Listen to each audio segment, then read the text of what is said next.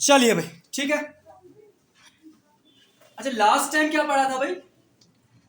Last time हमने discuss किया किसको? लास्ट टाइम हमने डिस्कस किया थायराइड ग्लैंड के बाद वाला एक ग्लैंड था जिसे हम पैराथायराइड ग्लैंड कहते हैं। बताया था ना आपको। पैराथायराइड के साथ साथ एक और ग्लैंड को डिस्कस किया था ना। कौन सा? Pineal gland. एक और ग्लैंड को पढ़ा था थाइमस ग्लैंड। आज जो हमारा ग्लैंड है, इस ग्लैंड का जो नाम है, इसे हम पैनक्रियाज कहते हैं। पैनक्रियाज। आज हम बॉडी का एक बहुत ही बेहतरीन ग्लैंड है जिसे हम पैनक्रियाज कहते हैं, उसको पढ़ना है। अब पैनक्रियाज जो ग्लैंड है ना, ये बॉडी का बहुत जबरदस्त ग्लैंड है। अगर इस पैनक्रियाज को देखा जाए तो ये पैनक्रियाज बॉडी का एक एंडोक्राइन ग्लैंड नहीं है, ये एक एक्सोक्राइन ग्लैंड नहीं है, बल्कि बॉडी का मिक्सोक्राइन ग्लैंड है। कुछ बच्चों के लिए मैं आप दोबारा से बता दूं मिक्सोक्राइन क्या होता है। फिलहाल आप लिख लें कि पैनक्रियाज बॉडी का मिक्सोक्राइन ग्लैंड है।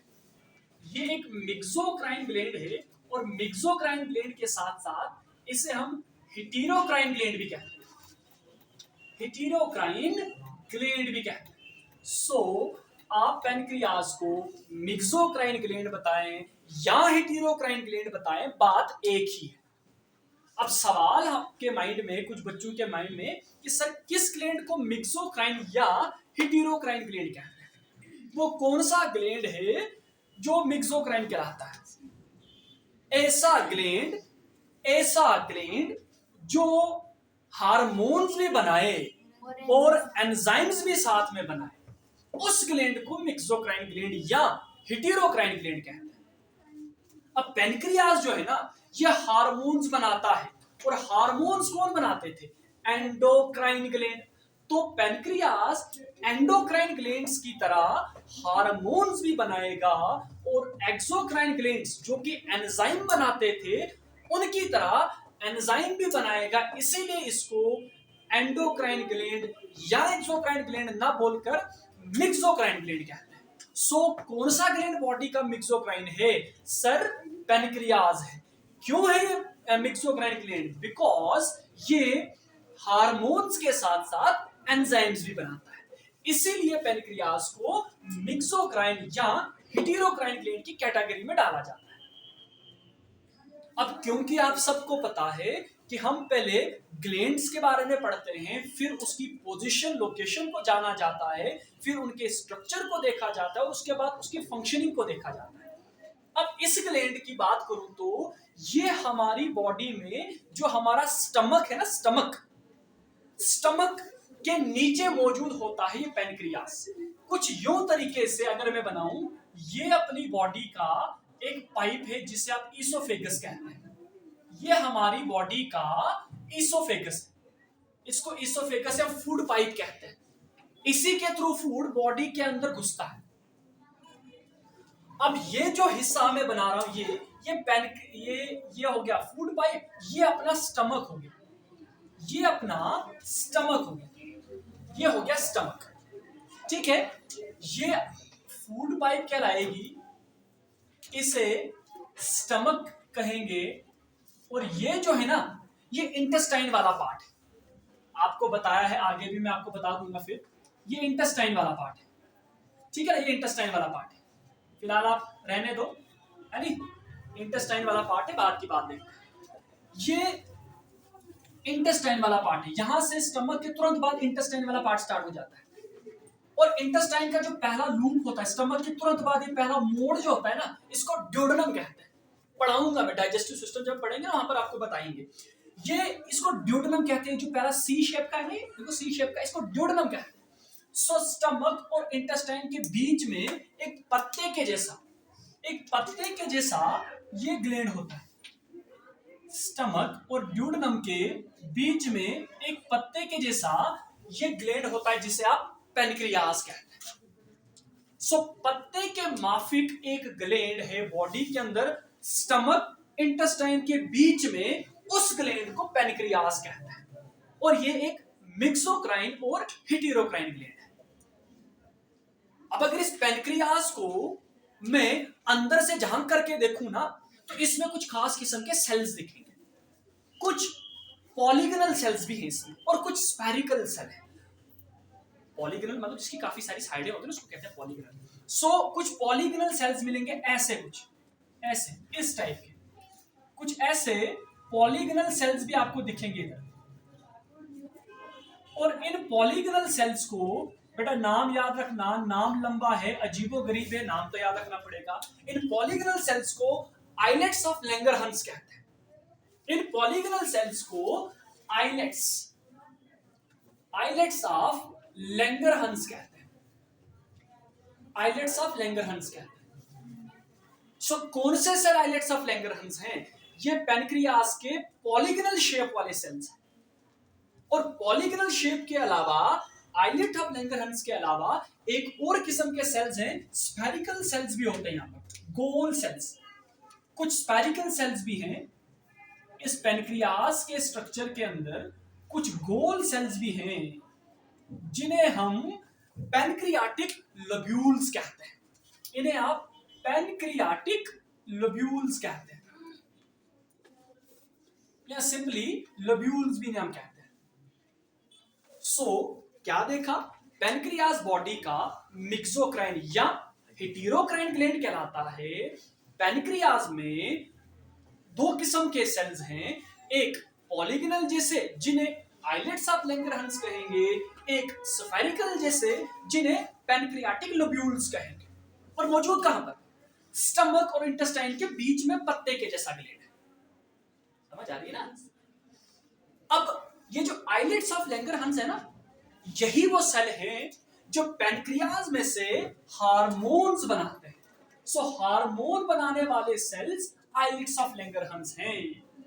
और पैनक्रियाटिक लोब्यूल्स एंजाइम बनाने वाले हैं, ये एंजाइम्स बनाएंगे। इसका मतलब हम क्या समझ चुके कि सर जो पैनक्रियास मिक्सोक्राइन ग्लैंड था ना, इसका मतलब पैनक्रियास का जो आइलेट ऑफ लैंगरहंस है, क्योंकि वो हार्मोन्स बना रहा है, इसीलिए हम कह सकते हैं कि islets of Langerhans endocrine role play कर रहा है। यहां पर एंडोक्राइन रोल प्ले करने का मतलब क्या हुआ? ये हार्मोन्स बना रहा है। और एक्सोक्राइन रोल का किसका जिम्मेवारी है? वो पैनक्रियाटिक लोब्यूल्स की है। कैसे? क्योंकि पैनक्रियाटिक लोब्यूल्स एंजाइम्स बना रहे हैं। तो कुल मिलाकर देखें तो पैनक्रियास हार्मोन्स भी बनाएगा और पैनक्रियास एंजाइम्स भी बनाएंगे। तो कुल मिलाकर देखें तो दोनों काम क्योंकि कर रहा है, इसीलिए पैनक्रियास को मिक्सोक्राइन या हेटेरोक्राइन ग्लैंड कहते हैं। अब हार्मोन बनाएंगे आइलेट्स ऑफ लैंगरहंस जो कि पॉलीगनल शेप के हैं, और एंजाइम्स बनाएंगे पैनक्रियाटिक लोब्यूल्स जो कि स्फेरिकल शेप के हैं। अब क्योंकि हम हार्मोन वाले चैप्टर से डील कर रहे हैं, तो हम पैनक्रियाटिक लोब्यूल्स को नहीं पढ़ेंगे, बल्कि हम किसको पढ़ेंगे? हम आइलेट्स ऑफ लैंगरहंस को पढ़ेंगे, क्योंकि चैप्टर हमारा हार्मोन्स पर बेस्ड है। समझ आ रही ना बात? एंजाइम्स को भी पढ़ेंगे, कुछ आने वाले चैप्टर्स में है उसका जिक्र, लेकिन फिलहाल मेन फोकस हम इस पैनक्रियास के आइलेट्स ऑफ लैंगरहंस पे ही रखेंगे, क्योंकि ये हमें हार्मोन देगा और इस चैप्टर में हमें हार्मोन ही चाहिए। समझ आ रही है ना बात? अब क्या करेंगे और डिटेल में पढ़ने के लिए, मैं एक आइलेट ऑफ लैंगरहंस को बड़ा करके यहां पर बनाऊंगा और फिर हम देखेंगे उस आइलेट ऑफ लैंगरहंस में क्या क्या चीज है। क्या सबने बना लिया इसको? अब इस आइलेट्स ऑफ लैंगरहंस की बात करें, इसको थोड़ा बड़ा करके देखेंगे। अब एक आइलेट ऑफ लैंगरहंस को यहां से उठाकर जब मैं यहां पर लाऊंगा, कुछ यूं है आइलेट ऑफ लैंगरहंस। बड़ा सा एक आइलेट्स ऑफ लैंगरहंस आपको दिखाएंगे। और जब इस आइलेट ऑफ लैंगरहंस को हमने स्टडी किया, इसको देखा ना, इसमें भी दो किस्म के सेल निकले। पैनक्रियास में तो दो किस्म के सेल तो थे, लेकिन खुद आइलेट ऑफ लैंगरहंस में भी दो किस्म के सेल निकले। कुछ दो किस्म के सेल्स हमें आइलेट्स ऑफ लैंगरहंस में भी देखने को मिले। दो किस्म के सेल्स, होप सबको ये डॉट दिख रहे होंगे। एक में ब्लू डॉट दूंगा और एक रेड डॉट। ब्लू डॉट और रेड डॉट। ब्लू डॉट एक सेल को शो करेंगे और रेड डॉट दूसरे सेल को शो करेंगे। अब आइलेट ऑफ लैंगरहंस को उठाकर देखें तो इसमें भी दो किस्म के सेल हैं। ये जो ऊपर वाले सेल मैंने यहां पर बनाए, ये वाले सेल, एक सेल है जिसे आप अल्फा सेल्स कहते हैं, और एक सेल है जिन्हें आप बीटा सेल्स कहते हैं। सो आइलेट ऑफ लैंगरहंस को उठाकर देखें तो दो किस्म के सेल्स हैं, एक अल्फा सेल कहलाएगा और दूसरे बीटा सेल्स कहलाएंगे। एक अल्फा सेल्स हुए और एक बीटा सेल्स हुए। हालांकि गामा और डेल्टा सेल्स भी है, उनका काम ही नहीं है यहाँ पर, तो हम अल्फा और बीटा सेल से ही चलेंगे क्योंकि मेन सेल तो यही है। सो दो किस्म के सेल्स आइलेट ऑफ लैंगरहंस के अंदर है नहीं, अल्फा सेल्स और बीटा सेल्स। इन अल्फा सेल्स में से एक हार्मोन निकलेगा, उसको हम कहते हैं ग्लूकेगॉन। उसे अपन लोग ग्लूकेगॉन कहते हैं, उसे ग्लूकेगॉन कहते हैं।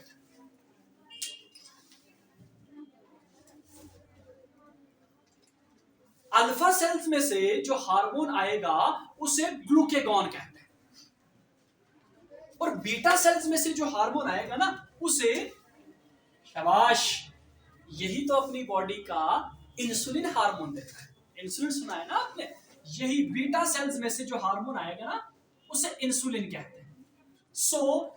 देखो, आप सबको बच्चों को बताया है, हर वीक हम 10 से स्टार्ट करते हैं, हर वीक तो नहीं, मंथली एक ऑब्जेक्टिव टाइप टेस्ट होता है, एमसीक्यूज होते हैं, तो आप सबको मंथली में देने पड़ेंगे साइंस के, तो हर बात को ध्यान से सुनिए, समझ आई ना? दो सेल्स हैं किसके, आइलेट ऑफ लैंगरहंस के अंदर, एक अल्फा सेल और एक बीटा सेल। अल्फा सेल देगा क्या, ग्लूकेगॉन नाम का हार्मोन, बीटा सेल देगा क्या, इंसुलिन नाम का हार्मोन। हालांकि यही ग्लूकेगॉन और इंसुलिन फिर बॉडी में ना, बॉडी के अंदर जो ब्लड चल रहा है उसमें शुगर के लेवल को बराबर रखते हैं। कैसे रखते हैं वो भी देखें। एक चीज आपको एडिशनल में याद रखनी होगी, ये कि जो बीटा सेल्स है ना, बीटा सेल्स इंसुलिन नाम का हार्मोन तो देता है, लेकिन एक और केमिकल वहां से रिलीज होता हुआ पाया गया है, और उस केमिकल का नाम एमाइलिन है। उस केमिकल का नाम एमाइलिन है। सबसे पहली चीज, ये एक केमिकल है। बीटा सेल्स इंसुलिन तो देंगे, लेकिन इंसुलिन के अलावा एक केमिकल भी देगा जो है एमाइलिन। और ये एमाइलिन पता क्या करता है, इसको पढ़ लेंगे, बाद में ग्लूकेगॉन और इंसुलिन को देखते हैं। ये एमाइलिन करेगा क्या, ये सेटिएशन का एहसास देता है। ये क्या हुआ सर? देखो, आप खाना ठूसते हैं ना, खाते हैं ना आप सब खाना, और खाना खाने के बाद क्या आप खाते ही रहते हैं क्या खाना? नहीं, आपको कुछ 1 2 4 5 प्लेटें खाने के बाद आपको लगता है कि नहीं मेरा पेट भर रहा है, ऐसा एहसास होता है कि नहीं, now my tummy is full, एहसास होता है ना कि मेरा पेट भर गया। बस वो जो पेट भरने का एहसास है ना, उसी को सेटिएशन कहते हैं। वो जो आपका बॉडी में जो पेट भरने का एहसास आपको होता है ना खाना खाने के बाद, वो क्यों होगा? वो इसलिए होता है कि बीटा सेल्स में से ये एमाइलिन नाम का केमिकल रिलीज होता है, और फिर ये एमाइलिन नाम का केमिकल रिलीज होकर आपको पेट भरने का एहसास दिलाता है, और पेट भरने के एहसास को सेटिएशन कहते हैं। अब 2 मिनट के लिए सोचो, किसी में ये एमाइलिन नहीं निकला तो, या बीटा सेल्स तबाह हो गए, खराब हो गए, ये एमाइलिन नहीं बना पाए, तो होगा क्या? उस इंसान में पेट भरने का एहसास होगा ही नहीं, और वो देर ला वो खाता ही रहेगा, पेट भरेगा ही। ये जरूरी है कि एक इंसान का पेट भरे, एमाइलिन निकले, और ये निकलेगा तो पेट भरने का एहसास होगा, नहीं निकलेगा तो राशन खत्म। कुल मिलाकर देखें तो 2 सेल्स हैं, एक अल्फा एक बीटा। अल्फा ग्लूकेगन देगा, बीटा इंसुलिन देगा। अब ये ग्लूकेगन और इंसुलिन करते क्या है? ये ग्लूकेगॉन और इंसुलिन नाम के दोनों हार्मोन्स एक साथ मिलकर ब्लड के अंदर शुगर के लेवल को बराबर रखते हैं। देखिए, जब हम खाना खाते हैं, हम ये थोड़ा देखते हैं कि मेरे फूड में शुगर कितना है, हम थोड़ा मापते हैं, मेजर करते हैं उसको, भाई अच्छा इसमें शुगर इतना है, नहीं ये नहीं खाऊंगा, अच्छा इसमें ठीक है चलो ये खाऊंगा, नहीं। ये हमारी बॉडी का अंदर ये हार्मोन तो बैठे हैं, ये बोलते हैं तू खा, चिंता नहीं कर, हम अंदर बैठे, तू सिर्फ खाने पे ध्यान दे, हम अपने काम पर ध्यान दें। ये दोनों हार्मोन्स मतलब ग्लूकागॉन और इंसुलिन मिलकर के ब्लड में शुगर के लेवल को बराबर रखते हैं। अब वो करते कैसे हैं उसी को देखते हैं। उतारा इसको? Yes sir. अभी हम देखेंगे कि ये इंसुलिन नाम का हार्मोन और ग्लूकागॉन नाम का हार्मोन कैसे अपनी बॉडी के अंदर शुगर के लेवल को ब्लड में बराबर रखते हैं, ना उसको बढ़ने देंगे ना उसको घटने देंगे। सबसे पहली चीज आप ये याद रखना कि हमारी बॉडी में जो शुगर का लेवल है ना वो 70 टू 120 mg पर डेसीलीटर इतना होना चाहिए, इस रेंज में होना चाहिए। जैसे भाई जैसे नहीं बोलते हैं कि जब एक इंसान का जो बीपी होता है 120/80 तो नॉर्मल बीपी है, लेकिन 140/90 हो गया तो हाइपरटेंशन हो जाता है। एक इंसान के ब्लड में जो शुगर का जो लेवल है ना वो इतना होना चाहिए। अगर 70 से नीचे घटा तो दिक्कत, खतरे का साइन हो गया, और 120 से भी ऊपर गया तब भी खतरे का साइन है। मतलब ना 70 से खिसकना चाहिए ना 120 से ऊपर जाना चाहिए, इन दोनों के बीच में रहना चाहिए। और अब ये ग्लूकागॉन और इंसुलिन पता क्या करता है, ग्लूकागॉन एक काम संभालेगा और इंसुलिन दूसरा काम संभालता है। होता क्या है कि जो ग्लूकागॉन है, ग्लूकागॉन और जो इंसुलिन नाम के दो हार्मोन्स हैं, ये ग्लूकागॉन पता क्या करता है, ये ग्लूकागॉन ब्लड के अंदर शुगर को 70 से नीचे नहीं जाने देगा। 70 से नीचे नहीं जाना चाहिए ब्लड में ग्लूकोज, वो किसकी जिम्मेवारी है? शुगर नहीं जाना चाहिए ब्लड में 70 से नीचे, वो किसकी जिम्मेवारी है? ग्लूकागॉन की। और 120 से ऊपर नहीं जाना चाहिए, वो जिम्मेवारी है इंसुलिन की। अब ग्लूकागॉन 70 से नीचे नहीं जाने देगा, इंसुलिन 120 से ऊपर नहीं जाने देगा, तो क्या बराबर में रहेगा ना? फिर इस तरीके से ब्लड में शुगर का लेवल क्या है, 70 और 120 के बीच में रहता है, मतलब नॉर्मल स्टेट में रहता है। और एक इंसान को फिर शुगर की बीमारी ज्यादा नहीं होती है। होता क्या है बेसिकली कि जैसे जैसे ग्लूकोज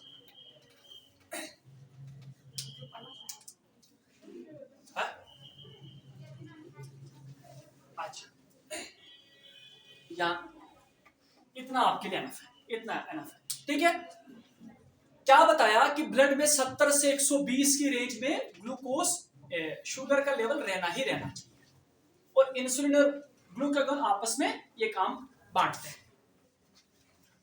तो इस तरीके से पैनक्रियास से निकले हुए दो हार्मोन्स कौन, ग्लूकागॉन और इंसुलिन, मिल बांट करके ब्लड में शुगर के लेवल को बढ़ने नहीं देते ना घटने देते। अब इसी आप जानते हैं हम डिसऑर्डर भी पढ़ते हैं, बीमारी पैनक्रियास से जुड़ी हुई एक बीमारी है जिसे हम कहते हैं डायबिटीज। डायबिटीज शुगर की बीमारी, भाई इसका पूरा नाम है डायबिटीज मेलाइटस या शुगर की बीमारी। देखो डायबिटीज जो है ना ये दो वर्ड से मिलकर बना है, डाया और बेटो। डाया और बेटो, बेटो मतलब होता है शुगर, डाया होता है बढ़ना।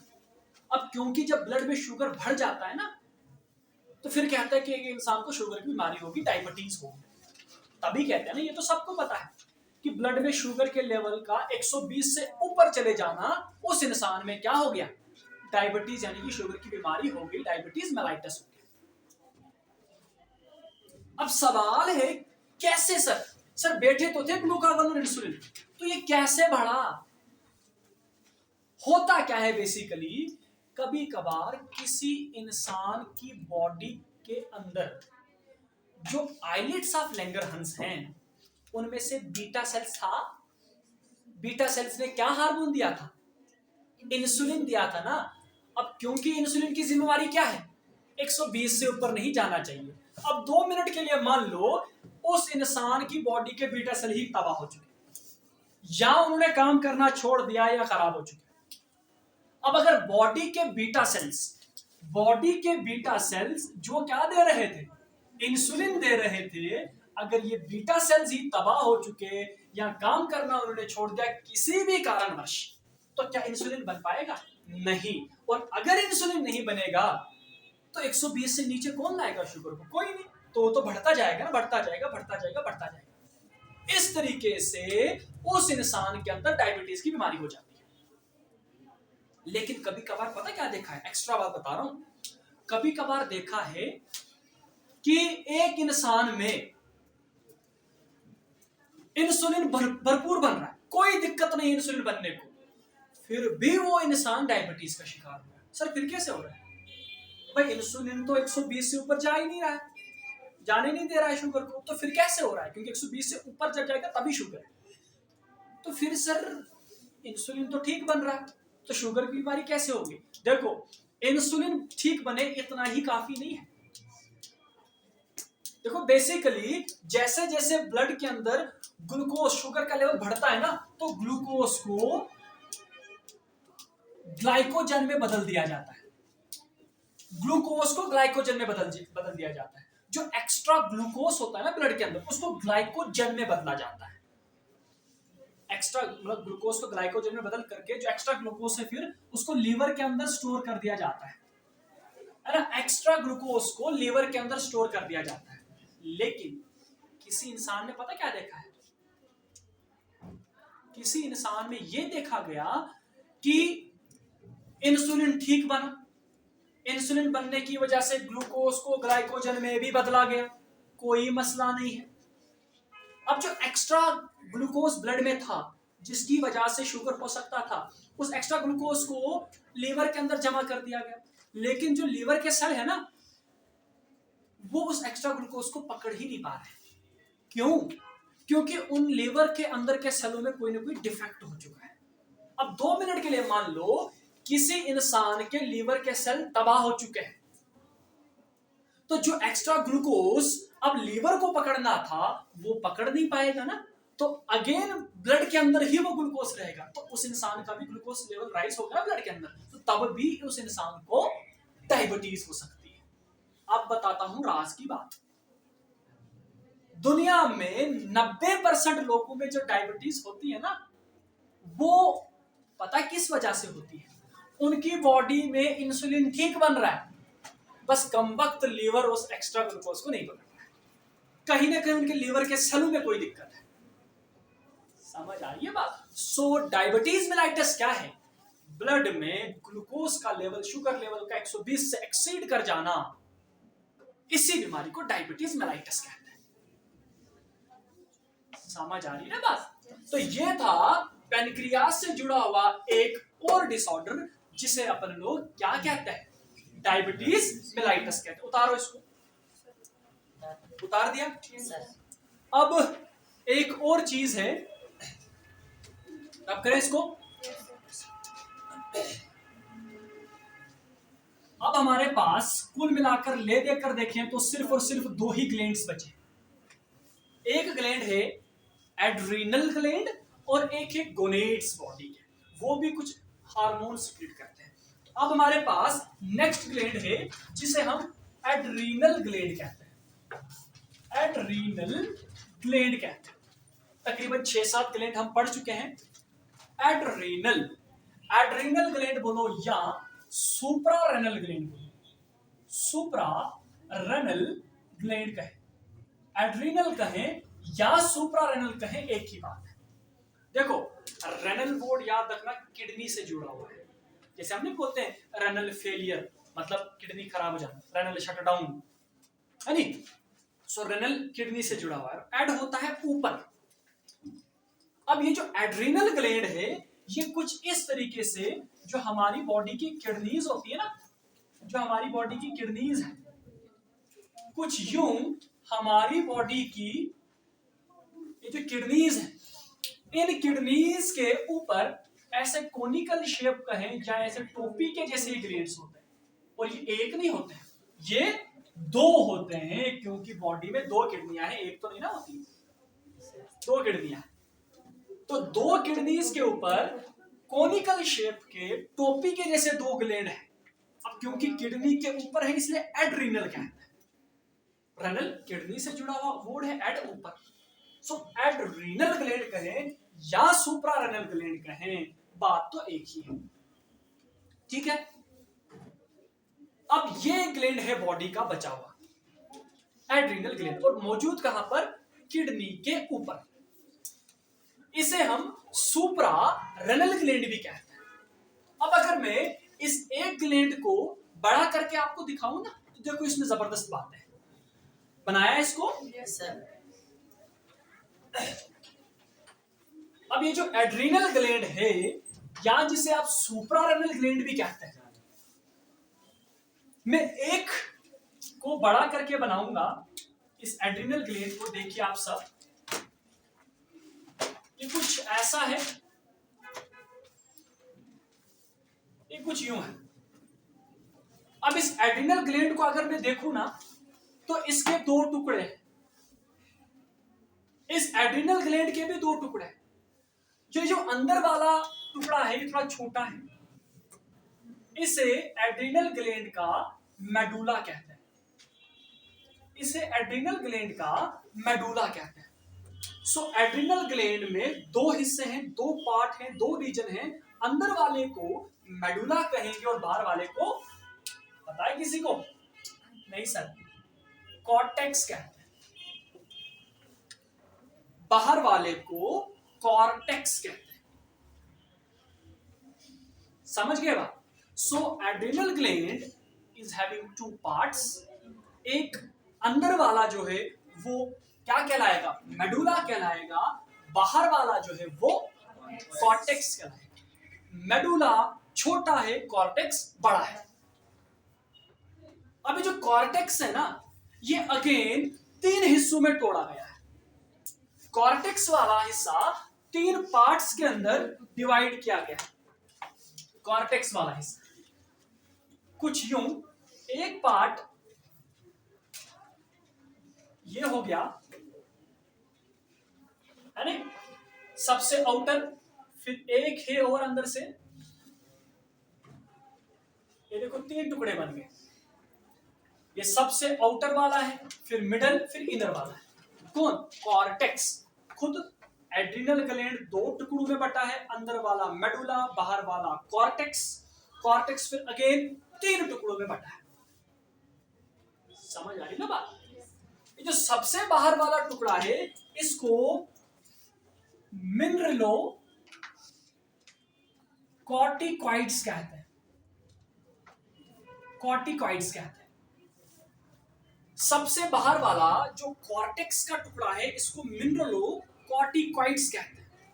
और इस मिनरलो कॉर्टिकॉइड्स में से एक हार्मोन रिलीज होता है जिसे आप एल्डोस्टेरोन कहते हैं। जिसे आप एल्डोस्टेरोन कहते हैं। एल्डोस्टेरोन। सो कॉर्टेक्स क्योंकि तीन हिस्सों में डिवाइडेड है, और तीन में से जो सबसे बाहर वाला है उसे मिनरलो कॉर्टिकॉइड्स कहते हैं। अब ये जो मिनरलो कॉर्टिकॉइड्स है, यहां से एक हार्मोन रिलीज होता है जिसे हम कहते हैं क्या? जिसे हम एल्डोस्टेरोन कहते हैं। और ये एल्डोस्टेरोन पता क्या करता है? जैसे पानी बचाने वाला हार्मोन कौन था? एडीएच था। वैसे एल्डोस्टेरोन नमक बचाने वाला हार्मोन है। तो बॉडी के अंदर नमक की कमी ना हो, उसकी जिम्मेवारी वो वाला डिपार्टमेंट एल्डोस्टेरोन को दिया है। जिस दिन हम नमक कम लेते हैं, अपने फूड में कम लेते हैं नमक, उस दिन ये एल्डोस्टेरोन एड्रीनल ग्लैंड के कॉर्टेक्स वाले हिस्से में से निकल कर बॉडी से साल्ट के लॉस को कम कर देता है, ताकि साल्ट ज्यादा खर्च ना हो। क्यों? क्योंकि बॉडी में उस दिन ऑलरेडी साल्ट की कमी है। सिंपल सा याद रखो, मोटा मोटा याद रखो कि एल्डोस्टेरोन हार्मोन जो है वो क्या करता है? वो नमक बचाने के लिए रिस्पॉन्सिबल है। अब ये जो अंदर वाले पार्ट्स हैं, ग्लूकोकॉर्टिकॉइड्स, यहाँ अंदर वाला है, इनको अब हम कल डिस्कस करेंगे। ठीक है ना? समझ आई? क्लियर है? इसमें कुछ